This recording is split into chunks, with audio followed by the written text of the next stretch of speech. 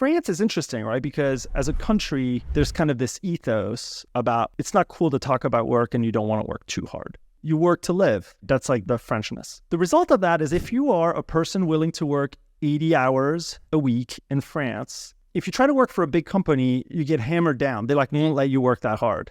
People are like, you're making us look bad. Won't let you use your workstation off hours. It'll be weird. But if you're a startup or if you're doing something new or you're like an independent, you have your own little company like a law firm or a small investment bank, you can crush it because your competition's working 40 hours a week and they're going on vacation all of August. And so if you're the law firm who's willing to be available from July 15th to September 15th, welcome. People will go and work with you. Tech 20 years ago, software, cloud, internet, tech, it really truly was tech bro-y in the sense everyone was in the early 20s. Everyone was working all the time. There was no work-life balance. And as tech grew and had a lot of success, there was this movement around hey, if people with kids want to be successful here, people from different walks of life, we want to create an environment where, you can work 40 hours and still do great work and have a great remuneration. And that's what's happened. People have fought these battles and the culture has changed. But the culture has changed so much that now I have people who want to work hard, who are like the French person at the big company. They're like, it's hard to work hard.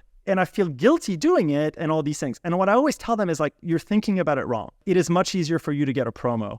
It is much easier for you to look good if you're willing to do those things because the average now is truly going into this 40-hour week kind of thing. And I feel the relationship of many tech employees to their tech employer is the same as a French citizen to the French government, which is the employer shall provide. All the big problems in life are the fault of the employer, kind of this weird lack of ownership mentality. It's awesome that we've earned the work-life balance. I love the work-life balance. I still work really hard, but now I'm less constrained than I used to be. But what worries me overall and why I think innovators and small companies will continue to have an advantage is because I do think if you care more and you're more focused and you're willing to go the extra mile, you will build better things. And you can't ask everyone to do that. So I like the fact that we have work-life balance. But I think for the people who really want to push, they'll have more career success. One of the situations that I find always interesting are new grad hires across the industry, brilliant people, and who join the tech companies. And the first time in their life when there's not equal treatment is the first promo cycle at their company.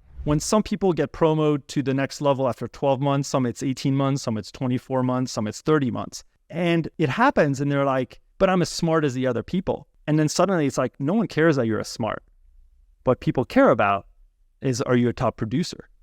And there's different ways you can be a top producer, but when everyone's as smart as you are, what's going to differentiate your success? And I think hard work will matter. Now, everyone's going to get the promo eventually, right? Or most people are. So you'll still have a good life. You get paid a lot. But you can't be surprised when someone outperforms. Do you know what separates the one that does get the promo and the one that doesn't most often? And this is not me being an old man boomer. It's the one who's in the office more as well. All right.